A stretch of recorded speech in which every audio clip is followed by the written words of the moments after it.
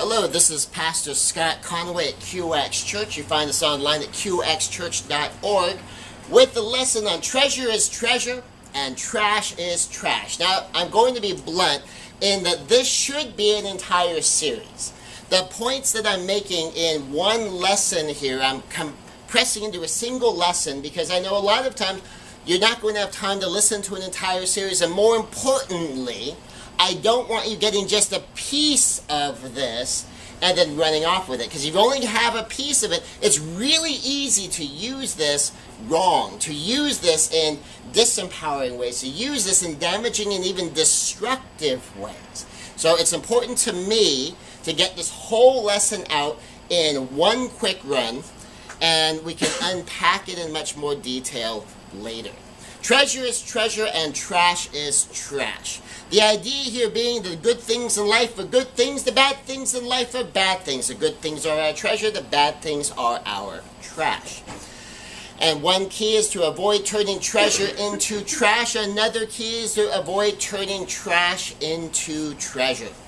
Romans 8:28, for we know that God causes all things to work together for good, for those who love God, for those who are called according to his purposes. Now, this is one of my favorite verses.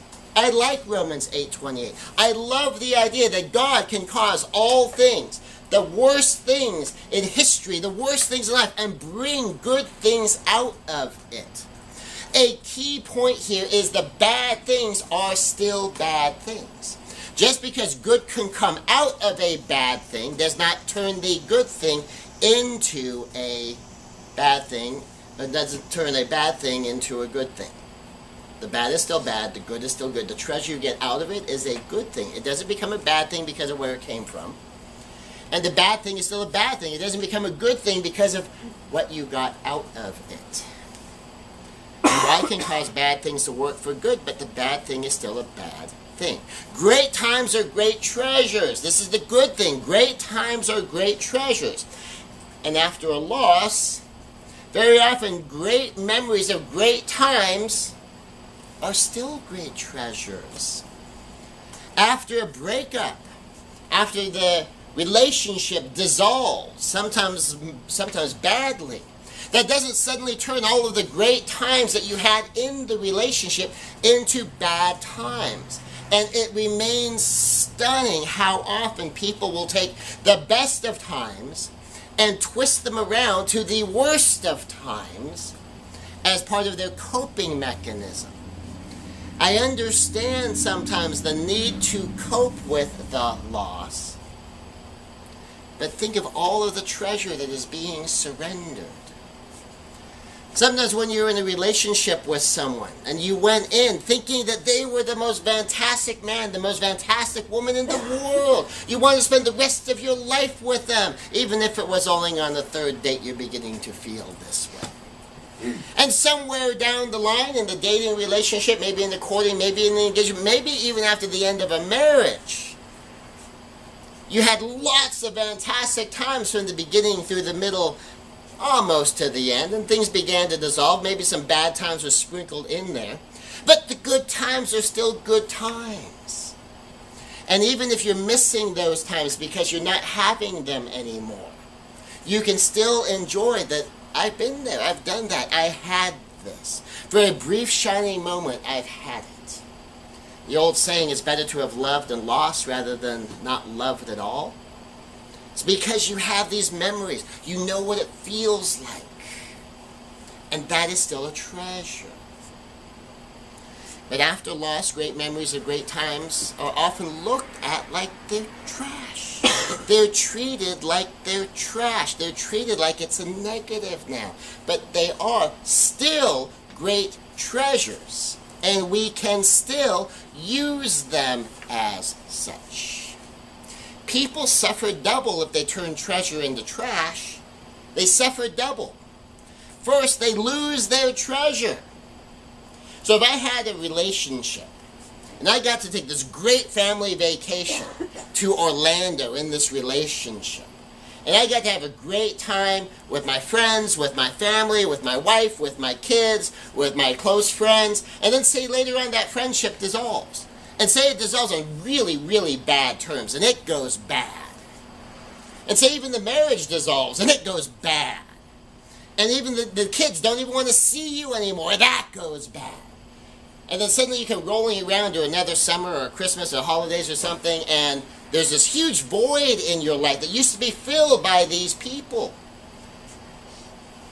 That doesn't turn that great week or two into trash.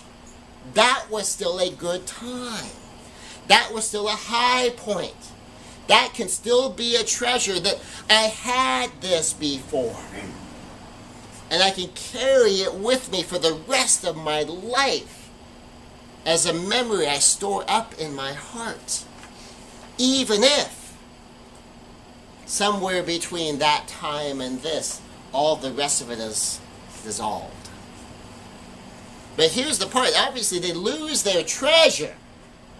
But they also lose future treasure. They also lose future treasure. When good memories stop being treasure and become trash, you may forever lose a great treasure. That part I think all of you can get. I mean, that's pretty simple and straightforward. You're probably listening to me talk about that and going, Pastor, that's kind of like, duh, yeah. But here's another one, and this is a part that a lot of times we don't think about. They lose future treasure because the brain learns that treasure can become trash, and that this is that reflex will block the greatness of your future experiences. The human heart has an ingrained ability to look at things and try to cluster them, to group them, to generalize them. That's how you can walk up to a door and get through the door. You don't have to learn about a door every single time you walk to a door. You don't have to figure it out. You don't have to experiment. You can just walk up to a door because your brain generalizes, oh, this looks like a door. I've seen doors before. I've dealt with doors before. They've got handles, they've got rods, they've got pushes and pulls and turns and slides. And there's a limited number of way doors work. And I can generalize this is like that. And so I can treat this like that. And that same reflex when you walk into a human situation is constantly evaluating the this and comparing it to the that, so it can figure out what it means and what to do.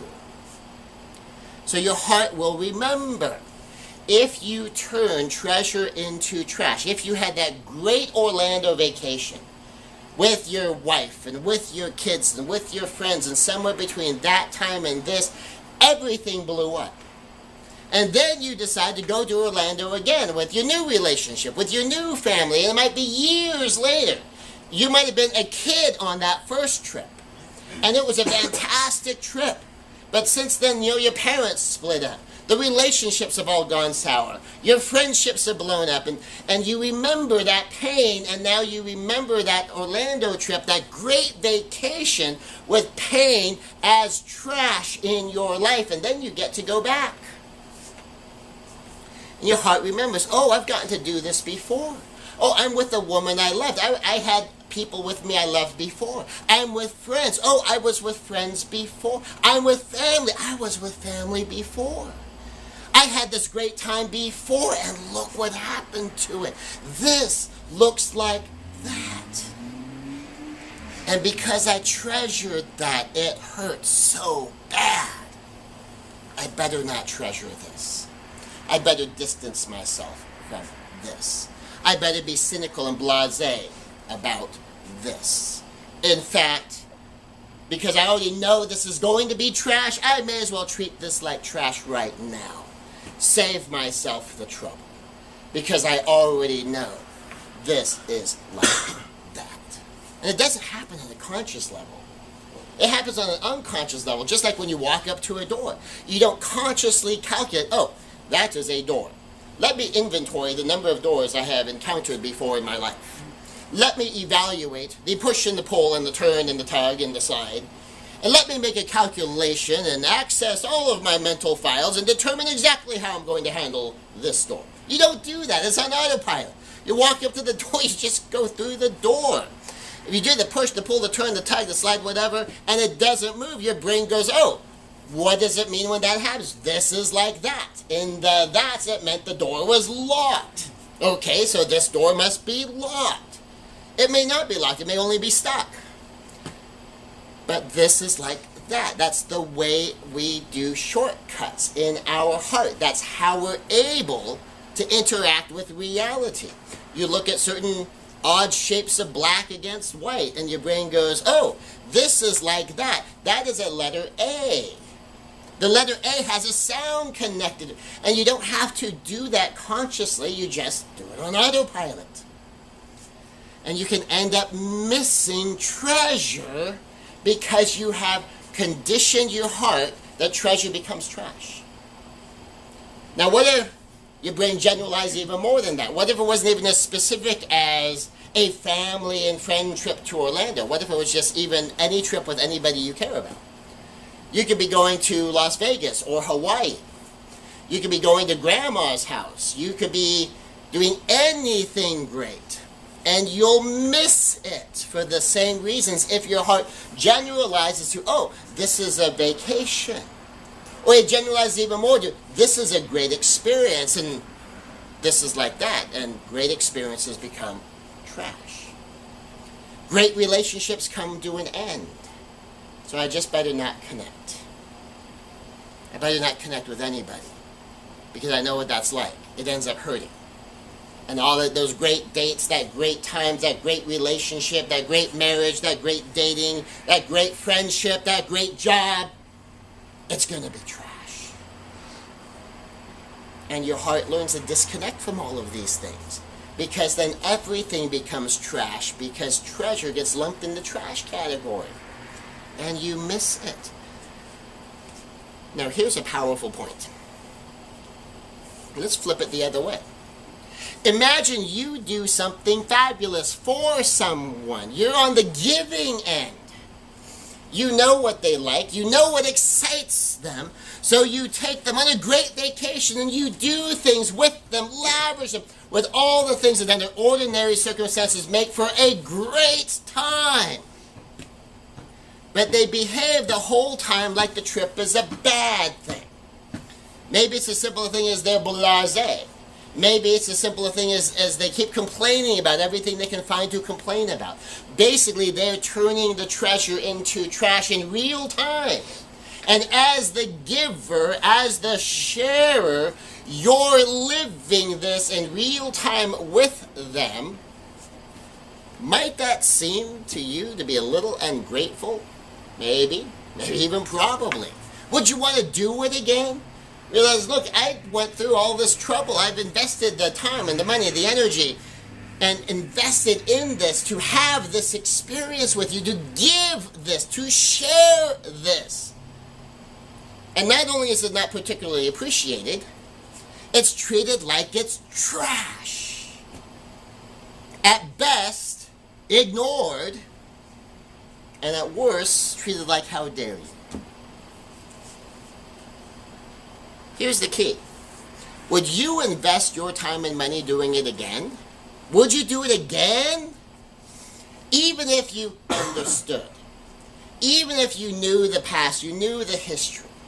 Would you do it again? Whatever the reasons were they didn't enjoy it, you learned that it just isn't that important to them. You learned that this big, lavish investment in this relationship, in this time, got turned to trash by your partner. And then here's a parental one, of course, by your kids. I teach this to the kids. I tell the kids, like, look, if you want to go to Disneyland, it's over $100 a person just to get in. And so if you got a family of 4 going to Disneyland, and by the time you're done paying gas, parking tickets, just to get into one park, I mean, you've already spent $500. If you're going to eat there and have extra experiences there and upgrade it in any meaningful way, I mean, you're easily getting $600,000, $700,000, $800,000 to take your family to Disneyland for a day. And if you toss into some of the stuff like we do, where we might go up the night before, spend the night in a nearby hotel so we could just walk over there and be there when it opens without having to wake up 2 hours beforehand or 4 hours beforehand and then make the drive and find the parking and then we could just wake up and get ready to go and park's right there. I mean, you're talking $1,000 for a day. Easy. And that if the kids whine and complain and scream and cry and pitch tantrums during the day, a lot of parents think, we could have had this at home for free. This isn't so much fun. This is a big expense. This is a big investment. This is a lot of inconvenience because we love our family. We want to do this great family thing, and it's being treated like it's trash. Well, if we're going to have a trashy day, we can have a trashy day for free at home. We don't need to spend $1,000 and do all of this to have a trashy day. We can have a trashy day at home for free. We can listen to our kids whine and complain and scream and cry and pitch tantrums at home for free. We don't need to be investing this kind of money. Maybe just Mom and I will go next time. Mom and I enjoy it. Mom and I appreciate it. And so when it gets turned into trash in real time, there's a natural tendency to not want to duplicate it. And then on the flip side, what if they have fun only in the moment? And for the rest of their lives, as they reflect on it as a bad thing. And it pains them forever.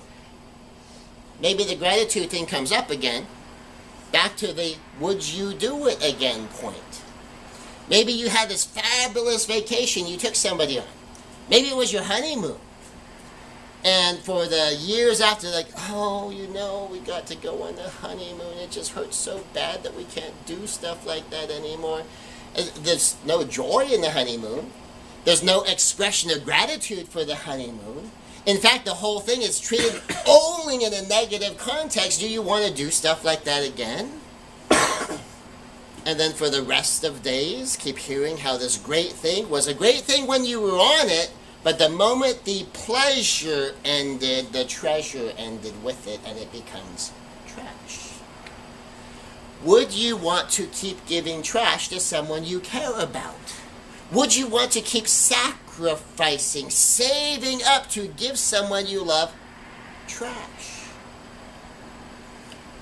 How much would you sacrifice? How far would you go to give someone pleasure that during the time of the physical pleasure, the emotional pleasure, the enjoyment of the moment, the enjoyment of the place, the resort, the show, it's a great thing while it's happening, but the moment it's over, it is from that moment forward and forever trash. How much trash would you want to give to somebody you care about? Almost becomes one of those things of you might want to take your worst enemy on these fabulous trips because then you can ruin the rest of their lives. So not only does the treasure-trash transformation steal the treasure itself, that you had this great treasure, this great moment, this great memory, and you stole it from yourself. Not only does it also program the heart to miss the treasure, to disconnect from it, to pre-transform it into trash, to be blasé, to look for things to complain about, to look for ways to disconnect. But it also demotivates people, gets them motivated the opposite direction to want to ever give you more treasure. It motivates people to want to stop giving you treasure.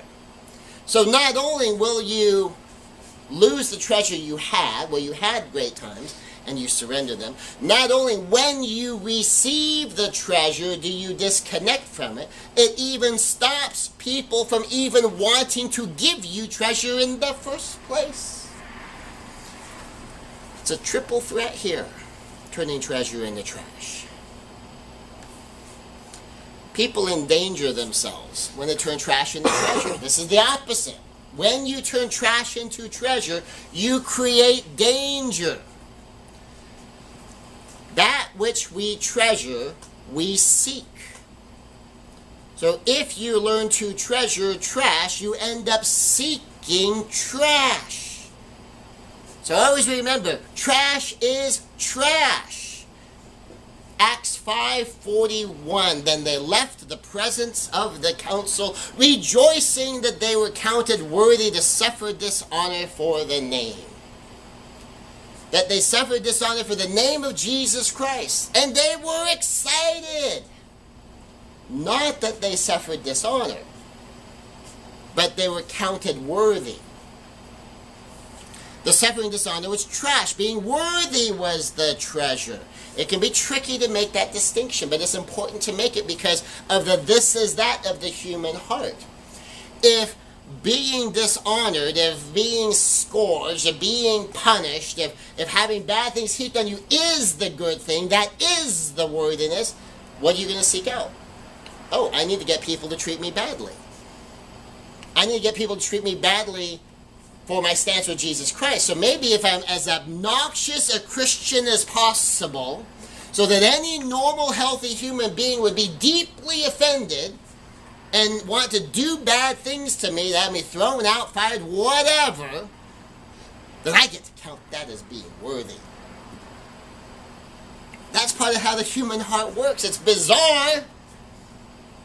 Some of us have encountered people who do that, and it's on an autopilot. They're not doing it on purpose. I have never met a Christian who sat around saying, hey, I have an idea. Let me see if I can be as offensive, obnoxious Christian as I can, so that people can get so mad and so angry that they want to get rid of me, they want to punish me, they want to hurt me, and they want nothing to do with the God I'm representing, because that will be the spiritual thing to do. Never once ran into that. I have run into people who behave that way, who really honestly think they're doing a good thing, and treat being fired from the job that they weren't doing because they're at work, not only not working, spending their time doing ministry, interrupting other people's work to do it. The boss says, look, I have you here paying you money to do the work I'm paying you to do. If you want to do ministry on the church's time. Get a job as a full-time minister so that you're doing what someone's paying you for. Do it on your own time. But if I'm giving you money to do that job, I expect that job to be getting done when I'm giving you the money to do it. And that young man got fired from his job. Showed up at the small group fellowship talking about how there's spiritual warfare in his life and Satan's come against him and has taken his job away. Didn't make the connection. We worked with him a little bit on that. Still not sure he made the connection. Because he saw getting fired from his job like suffering dishonor, as that proved his worthiness. That proved his commitment to Jesus Christ. Without stopping to think about what kind of witness are you really being? To not do that which you're paid to do. To not get done what someone's giving you money to do. And to do it in a way that is stopping other people, interfering with other people doing what they're being paid money to do. James 1, 2 through 4. Consider it pure joy, my brothers and sisters, whenever you face trials of many kinds, because you know that the testing of your faith produces perseverance. Let perseverance finish its work, so that you may be mature and complete, not lacking anything. Consider it pure joy. Now, let's break this apart in this treasure trash thing. When you face trials of many kinds, diverse trials, you face the hard stuff. Count it pure joy. Now, let's make a distinction here. The hard stuff isn't the treasure. The hard stuff isn't the joy. The joy is the testing of your faith produces perseverance. The perseverance is the treasure. And if you let perseverance finish its work, so you may be mature. Mature is the treasure. And complete. Complete is the treasure. Not lacking anything. That's the treasure. The diverse trials, the trials of many kinds, the difficulties of all sorts, that's still trash. But when you run into the trash, the joy doesn't have to stop, because there's treasure you're going to get even from this. Count it pure joy. Now we're supposed to live in love, and what's the second one of the fruit of the Spirit? Galatians 5:22. The fruit of the Spirit is love, joy. We're supposed to already have joy. And when you encounter diverse trial, the joy part doesn't go away. Because even in the bad stuff, even when your faith is being put to the test, you're going to get some good stuff. You're going to get the perseverance. You're going to get the mature. You're going to get the complete. You're going to get the lacking in nothing. You still have the joy. It's not that you don't have the joy until you hit the bad stuff. You're supposed to have the joy. Have the joy of the Lord. And when you hit the bad stuff, you still have the joy. You still have the joy of the Lord. Because good stuff is good stuff. That's everything to be joyful for. And from the bad stuff, you're still going to get good stuff. And that's still going to be something to have joy over. But the bad thing itself is still a bad thing. And if you see it the wrong way, then you start looking for trials, self-creating trials, making drama where there doesn't need to be drama, passing judgment where judgment is counterproductive and sometimes even horrific, and doing bad things that create trials, failing to do the responsible thing to avoid the trials if you count the trial itself as a good thing. This is making sense. I hope this is making sense. Sometimes people live in their trash. They so identify with their trash, even though they think they see it as trash. They really recognize that that's a bad thing. But they keep it front and center like it's a treasure. Even recognizing it's trash, it becomes a key part of their identity. Sometimes even the centerpiece of their identity. That they look at this big thing and it's center stage. This is who I am. I am a person who has been through this. I have been a person that has been broken down by this kind of stuff. I am a person who has suffered. I am a person who has endured trash. Look at all this trash. I kept it for you. It's up here on the stage with me so that you can see all of my trash and see how messed up I am because of all this trash. Was there treasure too? Well, let's not talk about the treasure. I didn't want to talk about the treasure. I just want to talk about the trash.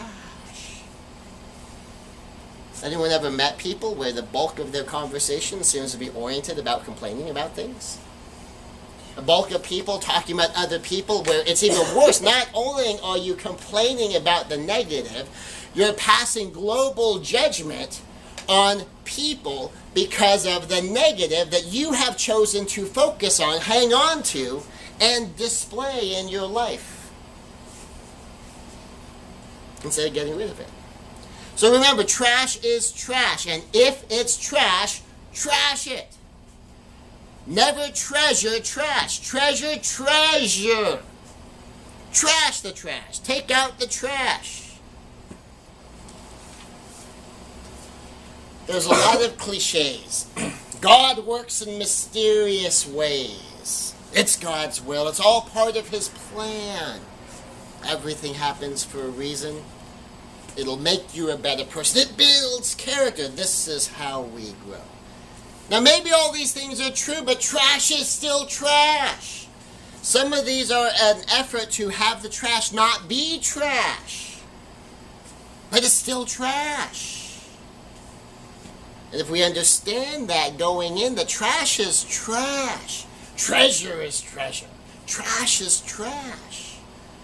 We can offer comfort without treating the trash like it's treasure. Without treating the trash like it's anything other than trash. We can be there to help someone get through something. We can be a support. We can be a help. But for goodness sake, don't try to tell them their trash can be a treasure. Because it's still trash. So learn to separate treasure from trash. The bad is still bad.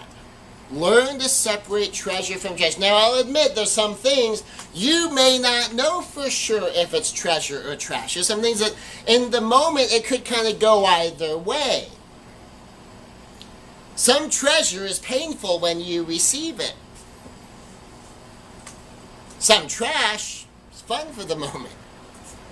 Tasty. As I'm recording this, we're coming out of the holiday season. There's some tasty trash out there, and sometimes you pay a price for having too much of it.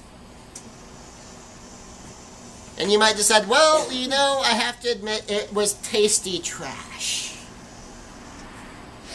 Same thing with treasure. Sometimes treasure is painful when you receive it. A great workout that exhausts you and leaves you sweating with your heart pounding, laying back on the floor, and depending how hard you work your muscles makes you sore the next day or two. And you go, ow, ow, ow, ow, ow. Could be treasure. It's a great workout. It's pushing your body. It's helping change and develop you. And separating sometimes the treasure from the trash can't always be determined by did it give me pleasure in the moment or pain in the moment. Because sometimes trash is pleasurable. Sometimes trash is tasty. And sometimes it's okay to have it. It is not too much of it over too long a period of time because there's a price to pay. Or you can even separate it out. The taste was great. The amount of it I had was the problem. But maybe if I had just had a little bit to enjoy the taste. One popular teacher that I had listened to one time talked about how she likes to go home and have one Milano cookie. And one of the points that she makes to people is she really enjoys her cookie. Because if you've ever had a whole bag of them, somewhere around the third or the fourth or at least the fifth of them, doesn't it just kind of stop tasting so good? You're just eating it on momentum. But boy, that first one or two, oh, that was good. And you're kind of eating the rest of them kind of on the memory of how good that first one tasted. But now you're still paying the price in the calories, but you don't get the same level of enjoyment as you got by just savoring the one.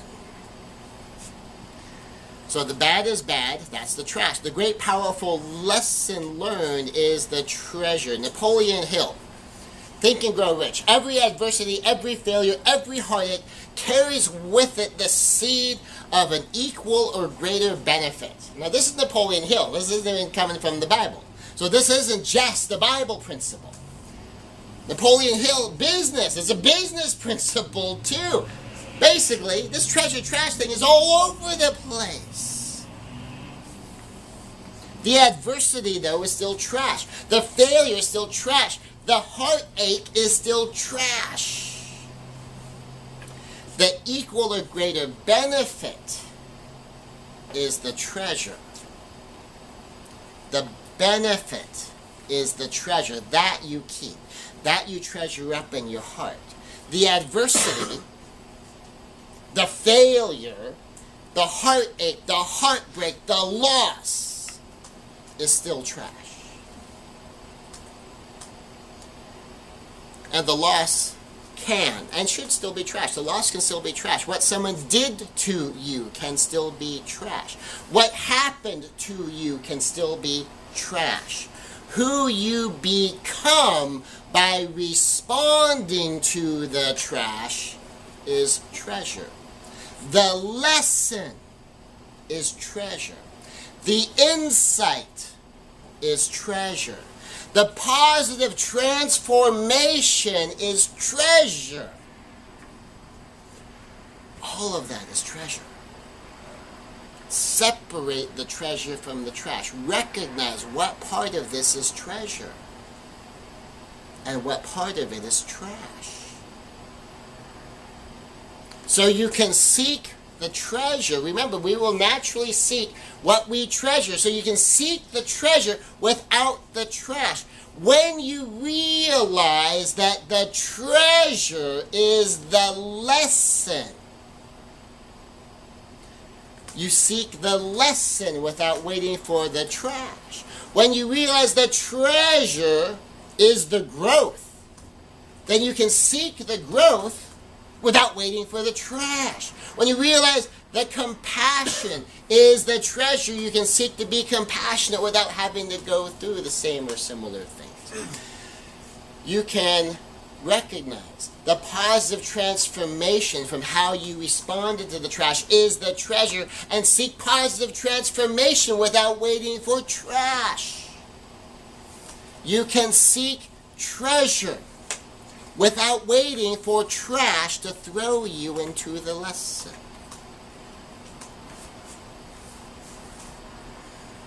Always treasure your treasure.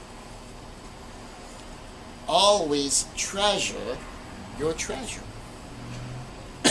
Your life will be packed with vivid richness if you hang on to all your treasure. Keep the great memories, even in a relationship that went south. Hang on to the high points. Even if the totality of the relationship was toxic, if you stayed in it, there must have been some things in there that you treasured. And even the worst of people will sometimes do good things. Even if they do it for the most selfish motives. That the thing that they did was good, and you can treasure what they did. Some of those people have the greatest motives. But what they did was bad. And you can treasure the motive without having to treasure how they showed up with that motive. Always treasure your treasure and trash the trash. Related to this is always allow others to treasure their treasure. Some people are so insecure they see the treasure of others as though somehow it is trash to them. Jealousy equals insecurity. So jealousy in a treasure situation, if my lady has treasure from her history, from her previous relationships, and I don't like it, I don't want her to treasure those memories. I don't want her to treasure that vacation. I don't want her to treasure that summer. I don't want her to treasure those first Christmases with her boys because it was with some other man. I'm saying your treasure makes me feel insecure. And that I will only feel secure if you will trash your treasure. I want you to look at your entire history like it's a bad thing. And then that way I feel more secure. Sometimes, in the most dysfunctional showing up of that, your bad things, if you treat everything else in history like it's a bad thing, that lowers the bar for me. So I can feel more secure because then that allows me to be just not quite as bad. And I know that you'll stay because you stayed for all that terrible stuff before. So allow others to treasure their treasure. Their treasure is their treasure. And don't make them trash their treasure. Similar as when someone else receives accolades, when someone else receives a compliment.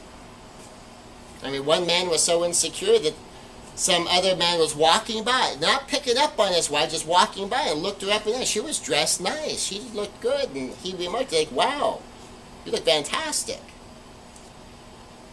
And they were getting in the car, and the husband slams his door, comes around the car, chases the guy down, gets in his face. So what are you talking about? She's married. How dare you say that to a married woman? Pretty insecure. As though his wife receiving a compliment from a man who's only walking by. It's not like he sits down at the table and is chatting her up and buying her a drink and trying to pick up on his wife at the restaurant. He's walking by. She did look great. She was dressed up nice. Clearly put some effort into looking great. And the husband treated that treasure, that compliment, that recognition from someone else that she did a good job, as though it was trash to him and made him feel insecure. Related to this is envy. Envy is your treasure is trash to me. That the fact you even have treasure is trash to me. That's envy. That which is good for you is bad for me. Don't do that. Let people have their treasure.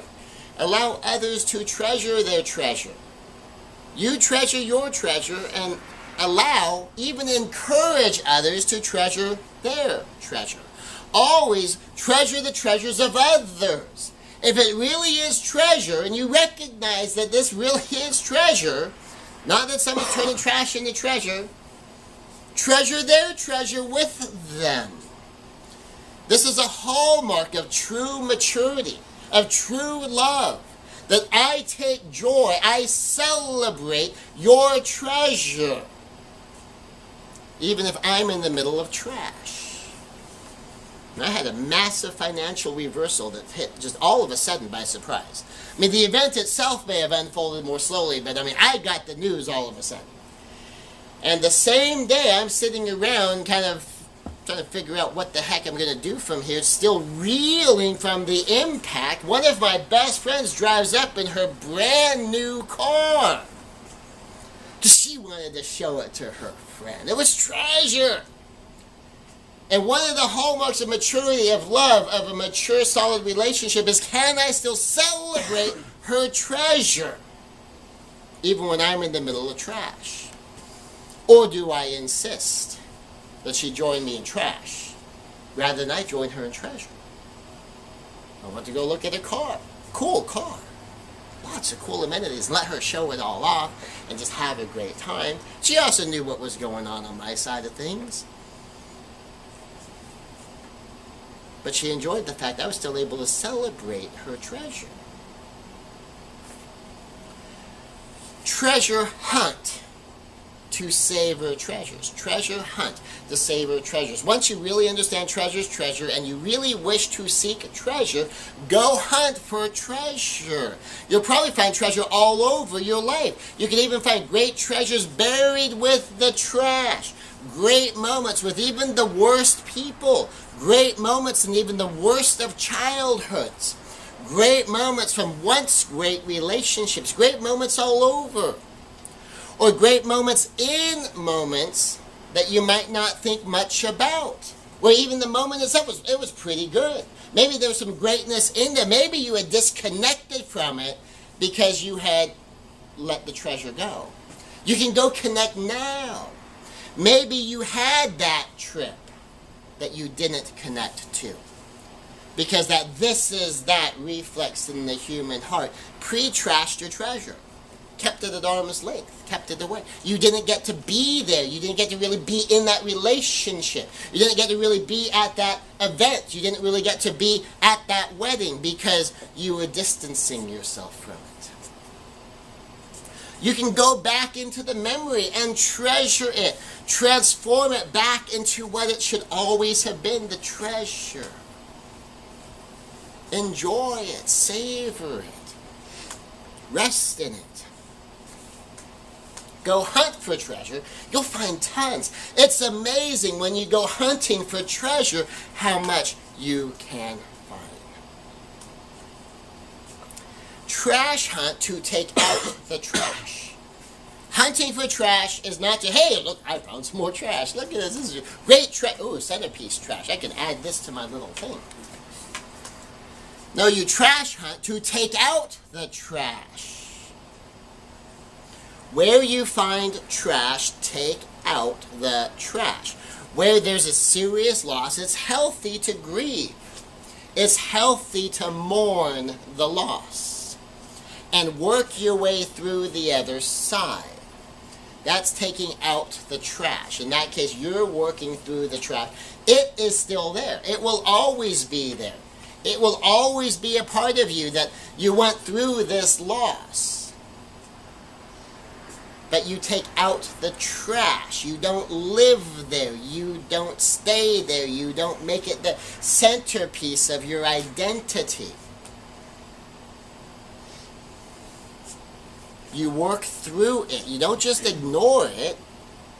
You work through it. You put it in its proper place, its proper context. One does not take out the trash by pretending it's not there and just avoiding it. When trash was done to you, where trash is still in you, long past a healthy time to work through it, where it's damaging your present and it's endangering your future, trash the trash. Take it out. Integrate it into its proper context.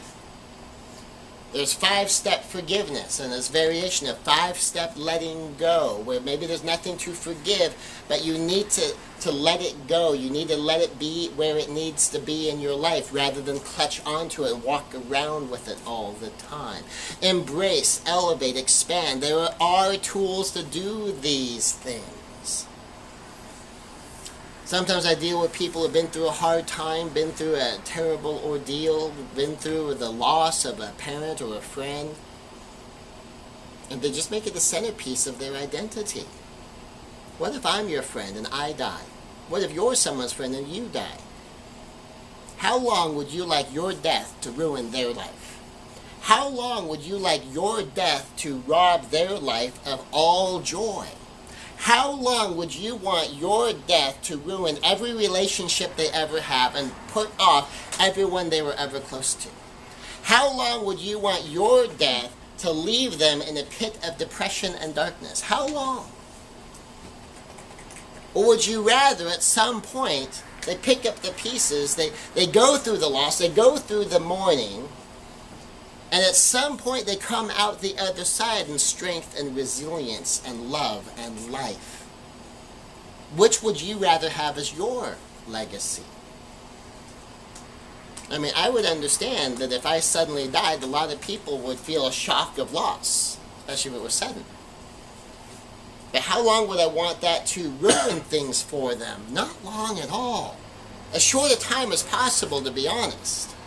I would want them to go into the heart of whatever grief they might have, whatever mourning of the losses they might have, and work their way through the other side and come out into life and living and loving and connection. And a recognition, perhaps, a little bit stronger. We are all mortal. We have a limited amount of time to experience treasure, to live life vividly, to recognize every breath as a gift. So if I have to deal with the loss of somebody else, if I had the opportunity to sit at the gravesite and God gave them permission, just you can go down and have a brief chat. You can answer their question and ask them, how long? How long would you prefer I let my loss of you do all these things in my life? Because I want to honor you. I feel like I'm betraying you if I don't live in misery now and for all time. I feel like I'm being unfaithful to our friendship if I have another friend. I feel like I'm cheating on you if I get involved in another romance. I feel like I'm not valuing you as my lost child or my lost parent if I don't stay in this place. How long? How long to honor you?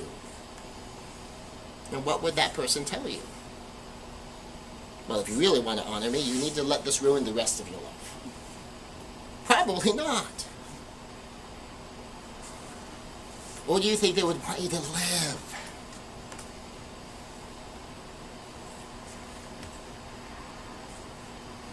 For a variety of reasons, lately I have pondered, me being gone. Not the least of which is the fact that I had a lunch with a woman that I've seen 4 out of 5 of the last times I've seen her have been at a funeral or other event surrounding death.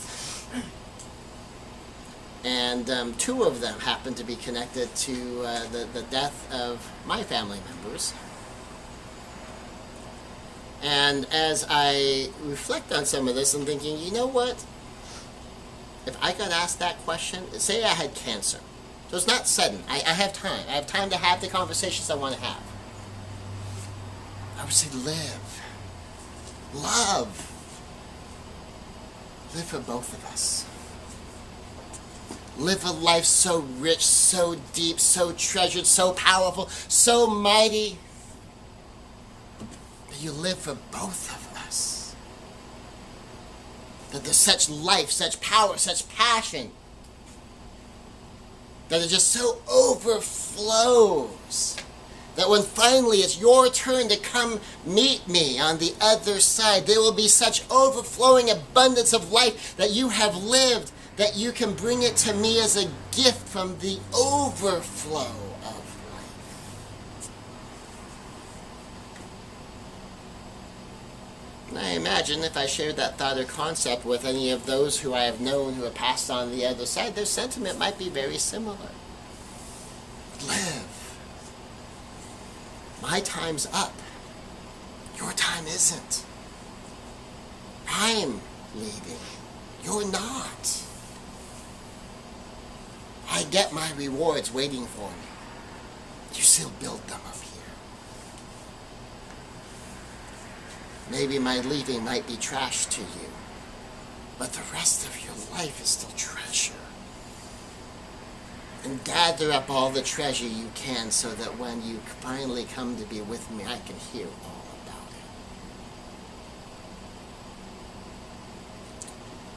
it. Deeply savor your treasured life. Clear out the trash. Hunt for treasure.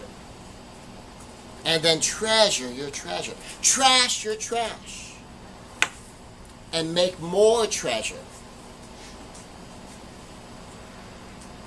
And you will have a treasured life. So if I died and I had that conversation with you, live! Live a deep, rich, powerful, loving, laughing, vivid life. Because I want to hear all about it. Well, you know what? Rather than wait until I die, I checked my schedule. I don't have time to die. I could probably squeeze it in somewhere in about another 108 years if I have to finish my to-do list. You know, God put me on this earth to do so many things. If I'm so far behind, I'm going to have to live forever. So I don't have anything in my schedule where I'm going to die very soon. So rather than wait 108 years to say, live, treasure, love, how about I just say it now?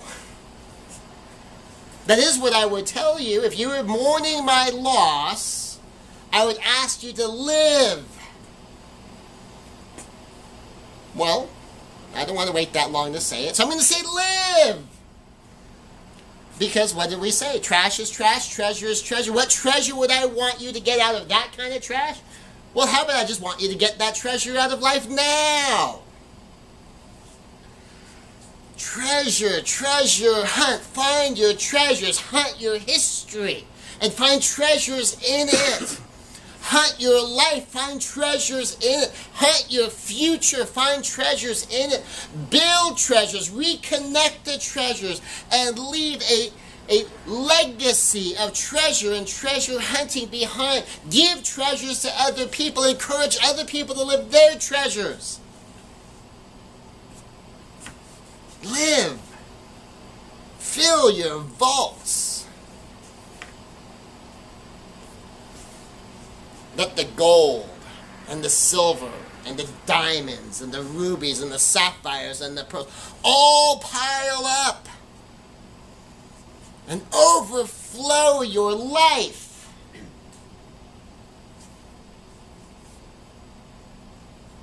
And live a treasured life. And I want to hear all about it.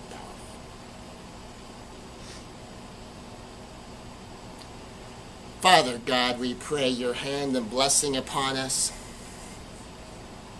That we are blessed richly and abundantly beyond anything we know or actually manage to experience. And I pray in Jesus' name, Holy Spirit, to stir in each one of us